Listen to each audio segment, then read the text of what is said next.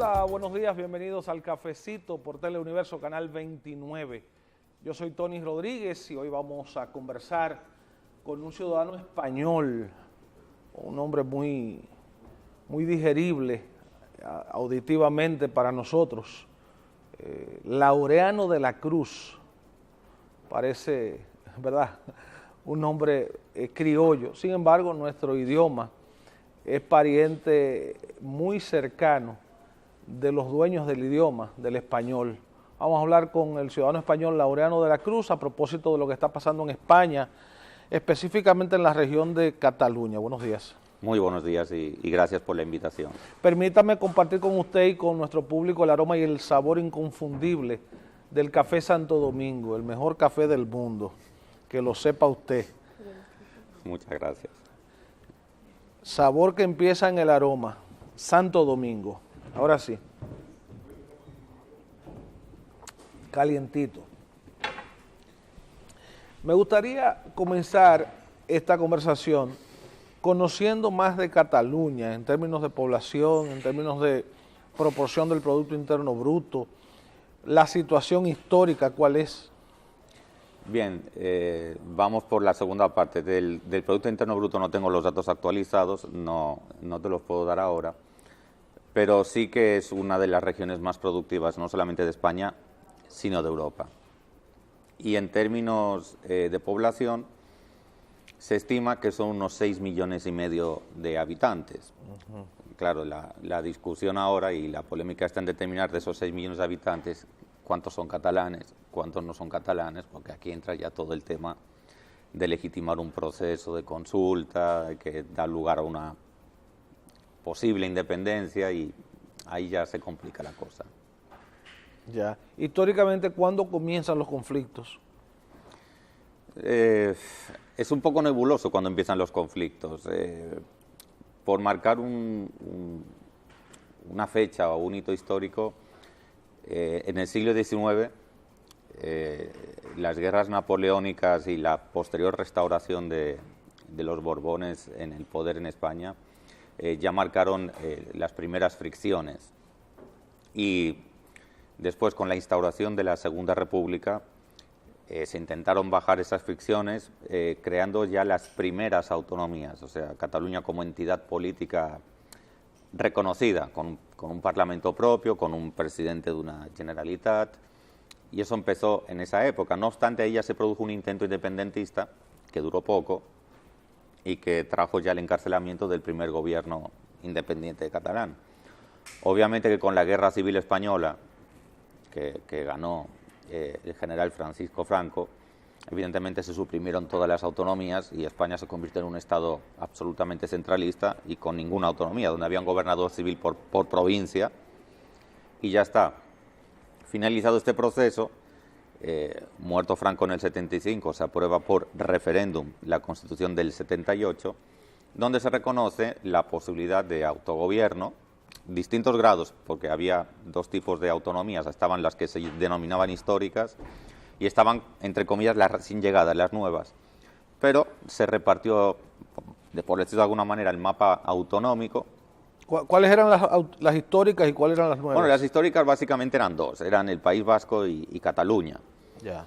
Después ya con la aprobación del referéndum del 78 y los estatutos de autonomía, pues ya surgieron todas las que conocemos: Canarias, Andalucía, Baleares, Extremadura, Castilla-La Mancha, la propia Comunidad de Madrid, Castilla-León, Cantabria, Galicia, Navarra, La Rioja, ya todas esas, todas tienen un presidente. 11 en total. No tengo la cantidad, pero son las que acabo de mencionar. Y bueno, unas tienen como, por cultura y por componente sociológico, como una identidad más fuerte que otras, más marcadas, y otras tienen un espíritu más de separarse, otras de permanecer, y eso más o menos es lo que está pasando ahora. Evidentemente, ¿qué ocurre? Todo esto se acentúa mucho cuando llegan las épocas de crisis económica. Las crisis económicas siempre hacen aflorar los sentimientos de querer resolver uno mismo los problemas, de no confiar en delegar el poder, y todos esos fenómenos forman parte de esta ecuación también. Estamos hablando de la crisis económica del 2007, 2008, sí, o la que tenemos actualmente. Es que la que tenemos actualmente es la misma de antes, que no ha terminado, porque ha sido una crisis de larga duración que empezó siendo una crisis estrictamente bancaria, financiera, pero claro, si los bancos entran en crisis, entra en crisis toda la sociedad. Eso, la conexión es más que obvia. Ya, sin embargo, la región de Cataluña se entiende que es una de las más dinámicas en lo económico, Sí. especialmente por la presencia de Barcelona en el conjunto. Y muchas empresas, fábricas, se mueven capitales. Incluso durante la época de la dictadura, Barcelona fue la ciudad más abierta, más cosmopolita. En cierto sentido se podría decir que, junto con Madrid, es la ciudad más europea, por decirlo de alguna manera. Y se nota, y en la época de la dictadura fue la que mantuvo un poco como la ventana más abierta, era la más liberal dentro de lo que se podía en la época. Y bueno, es un poco lo que explicó Vargas Llosa en la manifestación de estos últimos días.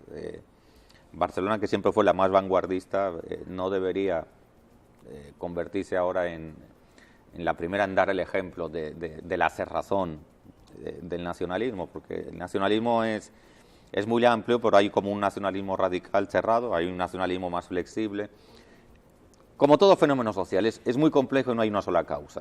Perdone mi ignorancia, ¿qué de distinto tiene este proceso de Cataluña al que tuvo antes Andorra? Bueno, es que Andorra nunca fue parte ni de España ni de Francia, siempre ha sido un Estado independiente. Ya. Entonces, lo que había era una especie de...